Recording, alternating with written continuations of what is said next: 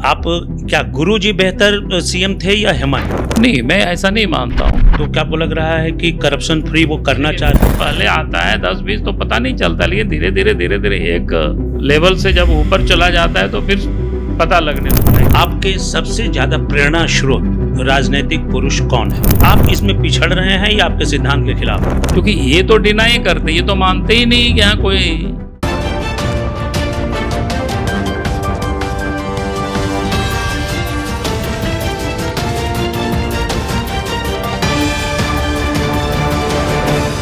News alert India, बेबाक, बेखौफ, बेधड़क। नमस्कार, प्रणाम। मैं द्विवेदी भुजंग भूषण न्यूज अलर्ट इंडिया से, और मैं आपको एक ऐसी शख्सियत से मुलाकात कराने जा रहा हूं जो केंद्र में भी मंत्री रहे हैं, वन एवं पर्यावरण, और झारखंड जब बटा एकीकृत बिहार बन के, तो झारखंड की बागडोर लगाम सबसे पहले भारतीय जनता पार्टी ने उन्हीं को हाथों में दिया। छवि बहुत ही क्लीन, कोई आज तक उन पर भ्रष्टाचार के लिए उंगली नहीं उठा पाया। अब तो आपको नाम की जरूरत नहीं पड़ेगी, मुझे लग रहा है। वैसे मैं परिचय करा दूं, अभी नेता प्रतिपक्ष बाबूलाल मरांडी जी मेरे साथ हैं। स्वागत है सर हमारे चैनल में। चलिए, बहुत बहुत धन्यवाद आपके श्रोताओं को। सर ये बताइए कि झारखंड में आप पहले मुख्यमंत्री रहे और बड़ी संजीदगी से सरकार और पार्टी को चलाया, लेकिन क्या वजह हुई थी बीच में कि आपने पार्टी को छोड़ना पड़ा? देखिए, बात तो बहुत पुरानी है, इसलिए मुझे नहीं लगता है कि जो बीत गई सो बात गई। बात कुछ गंभीर है क्या जो आप नहीं बताना चाह रहे? नहीं, गंभीर और अगंभीर से कोई मतलब नहीं है। जो हमने कहा कि जो बीत गई सो बात गई, क्योंकि बात पुरानी हो चुकी है, इसलिए उस पर कोई आप विषय रह नहीं गया है मामला। आपने एक विकल्प तैयार करने की कोशिश की, लेकिन पुनर्वापसी हुई फिर अपने जो मदर डिवीजन बोल रहे हैं उसको कि भारतीय जनता पार्टी में फिर आने की वजह क्या हुई? आम जनता भी तो जानना चाहती है। नहीं, मैं कहूँगा कि जब हम गए थे और अपना ही घर द्वार बनाए थे, कहीं कोई गए नहीं थे, और लंबी समय नहीं बल्कि भारतीय जनता पार्टी भी उसी समय से प्रयास कर रही थी कि हम वापस लौटे, लेकिन कोई ऐसे संजोग नहीं बन पाया था और वो थोड़ा लंबा समय लग गया। नहीं तो उसकी काफ़ी प्रयास लोगों ने किया था उसी समय से, जब हम गए थे जी। चुनाव लड़े, जीते, तो लोगों ने लगातार प्रयास किया। और लेकिन हमने कहा कि कुछ कुछ रहता है, शायद सब कुछ समय पर होता है, तो समय आया, वो 2019 लग गया। मतलब देर से आए दुरुस्त आए।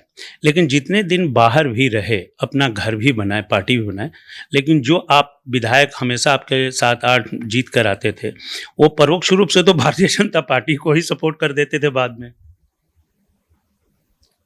नहीं, परोक्ष रूप से सपोर्ट कर देते थे ऐसा नहीं। हाँ, सपोर्ट तो किया ही लोगों ने। कुछ लोग पार्टी से फिर इस चुनाव के समय छोड़ करके लोग बीजेपी चले गए, तो कुल मिलाकर के ये सब चलते रहता है पॉलिटिक्स में। और ख़ास करके जो छोटी राजनीतिक पार्टियां होती है, वहाँ इस प्रकार की घटनाएं आम बात होती है।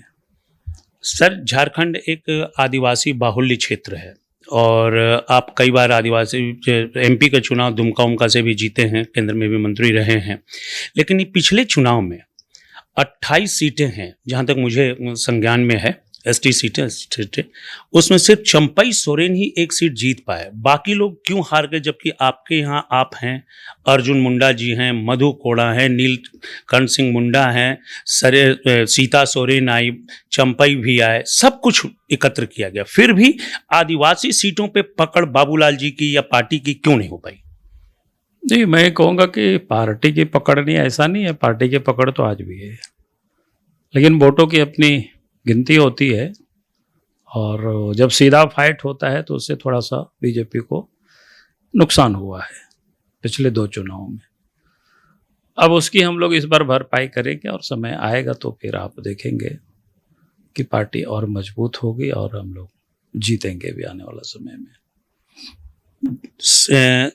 चंपई सोरेन और सीता सोरेन, इन दोनों को पार्टी में लाने का कितना फायदा हुआ या नुकसान हुआ, ये क्या आकलन पार्टी की? नहीं, स्वाभाविक है, पार्टी में कोई भी बढ़ता है तो परिवार में, तो स्वाभाविक उसका लाभ तो मिलता ही है पार्टी को।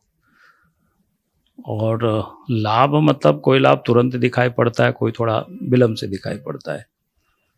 लेकिन अगर दोनों ही पार्टी के पुराने वर्कर हैं एक तो शिबू सोरेन के घराना से ही उनकी बहू है, और चंपई सोरेन के जीवन भी आप कह सकते हो कि झारखंड मुक्ति मोर्चा में ही लंबे वर्षों तक राजनीति की है, लेकिन वो इस पड़ाव में वो भारतीय जनता पार्टी आए। तो यह निश्चित रूप से आप लोगों को सोचने के लिए विवश करता है कि आखिर जो इतने वर्षों तक जो व्यक्ति पार्टी में काम करता हो और उम्र के जिसको कह सकते हैं इस पड़ाव में अगर पार्टी छोड़ना पड़ रहा है, इसका मतलब कुछ तो वहाँ गड़बड़ी है। तो ये जो समाज जीवन में जो एक मैसेज जाता है, एक बहुत बड़ी बातें होती है। इसलिए हमने कहा कि कुछ परिणाम तुरंत दिखता है और कुछ परिणाम कुछ वर्षों के बाद दिखेगा। झारखंड में पिछली बार चुनाव में एक बहुत बड़ा मुद्दा उठा था, बांग्लादेशी, जो कि वक्फ बोर्ड ने भी अभी फिलहाल में सुप्रीम कोर्ट में आया तो केंद्र ने कहा है कि ट्राइबल एरिया में वक्फ बोर्ड कारगर नहीं होगा, लागू नहीं होगा। तो झारखंड के परिप्रेक्ष्य में क्या देखते हैं कि कितने फायदेमंद है, या अन्य लोगों को इसका, जो आपके विरोधी दल हैं उनको नुकसान होगा, जो माइनॉरिटी की पार्टीज को लेकर के अपनी राजनीति करते हैं? देखिए, हमें लगता है कि इस समय वोट के दृष्टिकोण से उसको नहीं देखना चाहिए। ये जो घुसपैठ है वो देश की एक बहुत बड़ी समस्या है। अगर आप देखेंगे कि आज भी मैं बार बार कहता हूं कि संथाल परगना में बड़ी तादाद में जो डेमोग्राफी में परिवर्तन आया है, और उस परिवर्तन का एक ही संकेत, जो कि अभी मेरे पास कोई आंकड़ा इस वक्त नहीं है साथ में जी, नहीं तो मैं वो भी बताता, लेकिन मैं इतना जरूर कह सकता हूं, जैसे पूरे देश में अगर मुसलमानों की आबादी में 4% की बढ़ोतरी हुई, लेकिन झारखंड के संथाल परगना में 13% की वृद्धि हुई है। ये घुसपैठी है, ब्रीडिंग नहीं हुई है वहाँ पे। स्वाभाविक है कि जब ऑर्गेनिक तरीके से इस प्रकार की वृद्धि नहीं हो सकती है। नहीं, वो तो 4 शादी करना अलाउ है उनको। नहीं, 4 भी शादी करेंगे ना, उसी में ना शादी करेंगे। इसलिए बोले ऑर्गेनिक तरीके से तो इतनी आबादी हो ही नहीं सकता है। जब आबादी इतनी अधिक बढ़ता है तो इसका मतलब ये चिंता का विषय है। और ये प्लानिंग करके, अभी मैं इसका 2-3 उदाहरण बताता हूँ। अभी हम कोलान गए थे, अखबारों में भी छापा आपने देखा है, बल्कि हम तो कहेंगे कभी जाकर के उधर देखना चाहिए। एक तो जाली बर्थ सर्टिफिकेट काफ़ी तादाद में लोगों ने बनाया है ग्रामीण अंचलों में, चकुलिया, ढालबोम जैसे जैसा क्षेत्रों में, घाटशिला के इलाकों में। आप ये समझ सकते हो कि शहर में तो नर्सिंग होम बाकी सारे होता है, तो कोई भी प्रसव करने के लिए आते हैं तो वहाँ बच्चे पैदा लेते हैं, तो म्यूनिसपैलिटी या बाकी जगहों से सर्टिफिकेट बन जाता है, रिकॉर्ड आ जाता है उनका। रिकॉर्ड आएगा। लेकिन ग्रामीण क्षेत्रों में अगर ये बना तो ये अपने आप में चिंता का विषय है कि वहाँ क्यों बनाना चाह रहे, क्यों बना रहे लोग, कौन बना रहे, कहाँ के बना रहे, जांच का विषय है। हालांकि जांच चल रहा है, सरकार ने कहा हम जांच कर रहे वहाँ के पदाधिकारी। फिर ये जो मैया समान योजना के भी जो पता चला कि कई एक गाँव में, कई एक पंचायत में जहाँ पर मुस्लिम पॉपुलेशन नहीं है, लेकिन मैया समान योजना के उस पंचायत उस गाँव से लोग उठा रहे। हमने कहा कि इसका भी जांच होनी चाहिए। ये तो जनता का पैसा है, अगर इस तरह से जा रहा है। कि पैसा है एक विषय है, लेकिन दूसरी बात मैं ये कह रहा था कि आखिर जिस गांव में अगर जिसकी कोई आबादी नहीं है और उस गांव के पते से कोई मैया समान योजना के पैसे भी उठा रहे हैं, इसका अर्थ ये होता है कि इलीगल लोग धीरे धीरे अपना हाथ पांव मार रहे हैं। तो क्या आप ये मानते हैं कि 2019 में जब हेमंत यहाँ पर आए पहली बार, फुल फ्लेजेड रघुवर दास के जाने के बाद, उसके बाद ये डेमोग्राफी या पॉपुलेशन ये सारे चेंजेस हो रहे हैं यहाँ पे? नहीं, मैं ऐसा नहीं मानता हूँ कि पहले से ही डेमोग्राफी चेंज हो रहा है, लेकिन इनके आने के बाद ये अधिक हुआ है। क्योंकि ये तो डिनाई करते, ये तो मानते ही नहीं कि यहाँ कोई डेमोग्राफी में बदलाव हुआ है। तो आप मानते हैं कि उसके पहले से हो रहा था? आप भाजपा सरकार ने क्या किया था? कौन सरकार? भाजपा सरकार जब थी। वही तो मैं कह रहा हूँ ना, पहले भी नहीं हो पाया इस रूप में, हम सब लोगों ने बहुत ध्यान नहीं दिया। लेकिन डेमोग्राफी देशव्यापी हुआ है। आपने देखा होगा टाटा क्या बोलते हैं, उन लोगों ने मुंबई को लेकर के सर्वे किया है काफी पहले, उसका भी आपने देखा होगा, काफी पहले अखबारों में भी आ चुका है।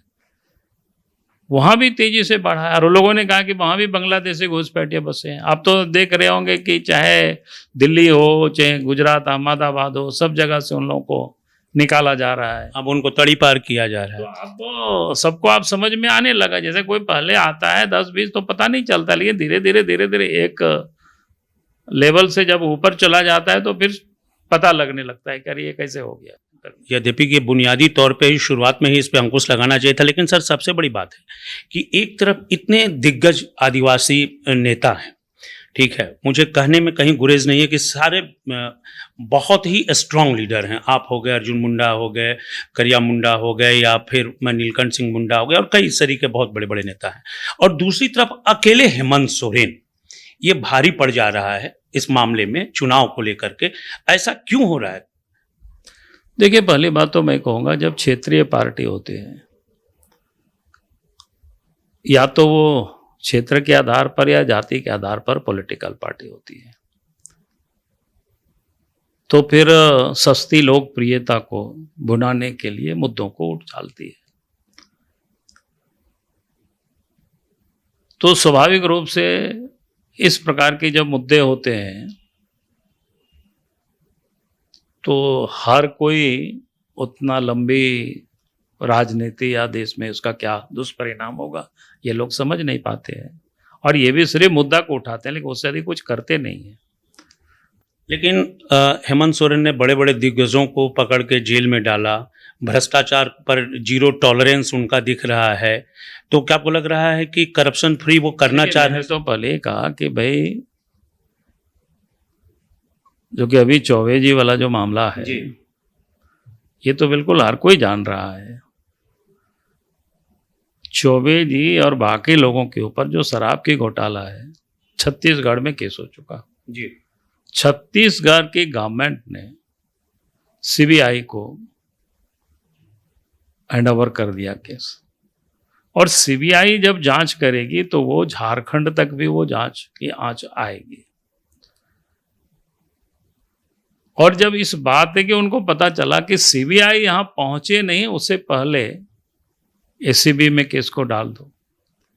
तो आपका कहने का मतलब कि prevention is better than cure. लेकिन मैं हेमंत जी को कहूंगा कि आप याद करिए, लालू यादव भी यही कह रहे थे कि जब चारा घोटाला का उजागर हुआ तो उन्होंने भी जांच शुरू करवा दी थी। तो आप हेमंत, सीबीआई तो आए और सीबीआई आए तो जांच के तो अभी भी चल ही रहा है। यानी कि हेमंत तो सोरेन बढ़िया से वो लालू यादव से पूछ लेते जा करके, बगल में ही है, उनके सहयोगी दल ही है। इसलिए आदमी जितना होशियारी करता है हमारे, यानी कि हेमंत सोरेन को आप लालू जी से कंपेयर कर रहे हैं, उस मैंने किस चीज में, क्षेत्र में लेकर कंपेयर कर रहे हैं? नहीं, कंपेयर तो क्या है, वो तो मैं कहा कि भाई उनसे पूछ लेते हैं। अच्छा सर, एक ये सवाल आता है कि आप कई दशकों से एक शिक्षक से शुरुआत की और यहाँ तक इस ऊंचाई तक पहुँचे, कई दशकों से राजनीति में है, और एक परिपाटी बन गई थी कि आदमी अपने परिवार को आगे बढ़ाता है। जैसे अर्जुन मुंडा ने भी अपनी पत्नी को टिकट दिलाया, रघुवर दास जी ने अपनी बहू को टिकट दिलाया, कई लोग कोशिश में रहते हैं। आप इसमें पिछड़ रहे हैं या आपके सिद्धांत के खिलाफ है? वजह क्या है? देखिए, पहली बात तो मैं कहूँगा, भारतीय जनता पार्टी परिवार के लिए राजनीति नहीं करती है। हाँ, अगर उस योग लोग होंगे तो फिर उसको चुनाव लड़ने से भी कोई रोकते नहीं है। और मैं कहूँगा कि मेरी जितना जानकारी है, रघुवर दास ने भी अपने से कभी नहीं कहा है कि हमारी बहू को आप चुनाव लड़ा दीजिए। तो पार्टी को लगा कि नहीं, उनकी बहू को लड़ाया जाएगा तो अच्छा रहेगा, बेहतर रहेगा, हम चुनाव जीतेंगे। और अर्जुन मुंडा ने भी नहीं कहा कि नहीं हमको नहीं तो फिर पत्नी को लड़ा दिया, ऐसा उन्होंने भी नहीं कहा था।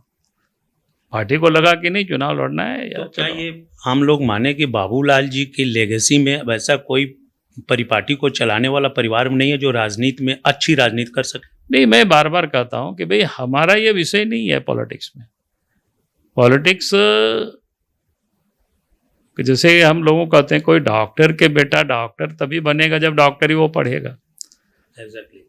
इंजीनियर के बेटा इंजीनियर तभी बनेगा जब इंजीनियरिंग में पढ़ेगा। तो अर्जुन मुंडा और रघुवर जी की पत्नी जो पॉलिटिक्स में पहले से थी लोग, देखिए अर्जुन मुंडा की पत्नी तो पहले से ही शामिल होते रही है।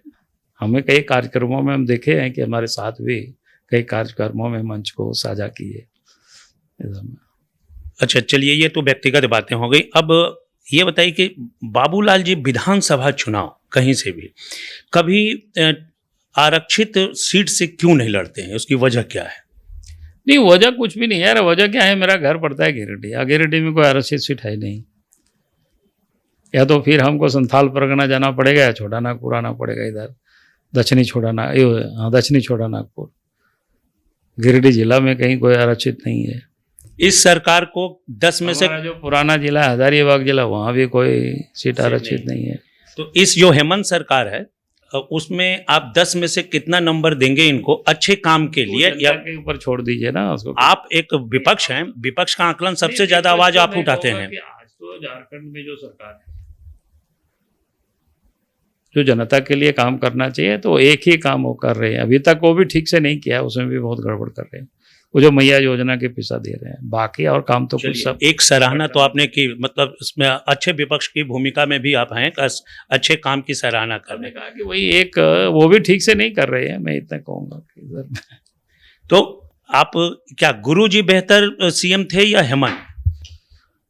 देखिए, मैं ये बेहतर तो दोनों को ही नहीं बताऊंगा, क्योंकि इसलिए मैं दोनों अपने लिए राजनीति करते हैं और पैसे के लिए राजनीति करते हैं और परिवार के लिए राजनीति करते हैं। यदि पूरे झारखंड में आपको छोड़ दिया जाए, क्योंकि आपके बारे में सबों को मालूम है, छवि के बारे में, तो आपके बाद जितने भी मुख्यमंत्री बने उसमें सबसे बेहतर मुख्यमंत्री कौन था?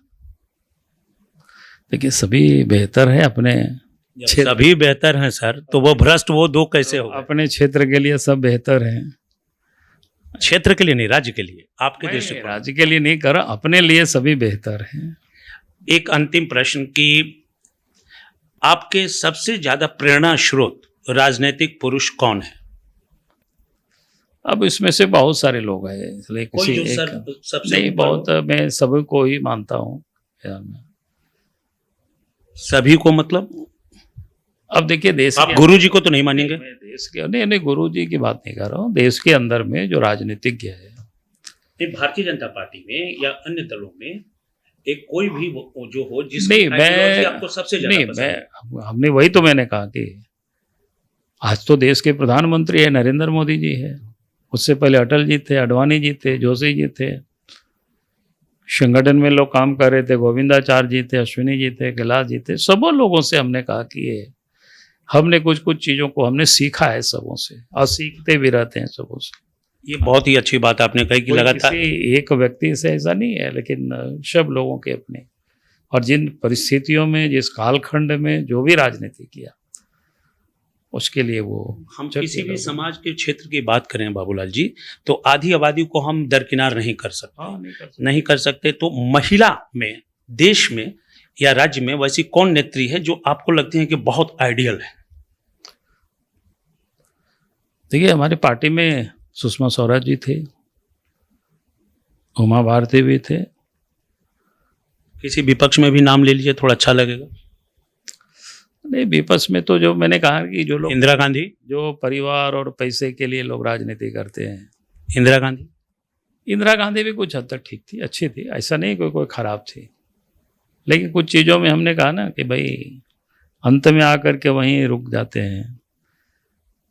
तो अगली बार क्या लग रहा है कि सरकार 5 साल अपना टेन्योर पूरा कर पाएगी हेमंत की, या बीच में आप लोगों की जरूरत पड़ेगी? हम लोग तो कभी भी हम लोग डिस्टर्ब नहीं किए हैं, अपने से डिस्टर्ब होते हैं। हम लोग क्या करें? कल नीति आयोग की बैठक में जो प्रधानमंत्री, उनकी केमिस्ट्री देखने में मिली मुख्यमंत्री की, उसे देखकर बहुत तरह के राजनीतिक आकलन किए जा रहे हैं। आपका आकलन क्या है?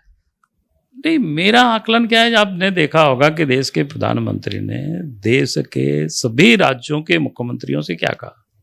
सबको कहा कि भाई सब राज्य विकास करेगा तो देश विकास होगा।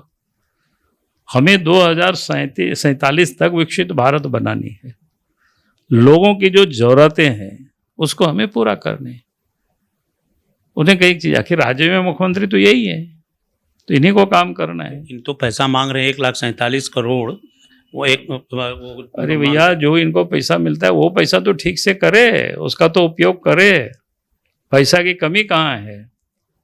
लेकिन सब पैसा आप अपना तिजोरी में भरेंगे तो फिर क्या होगा?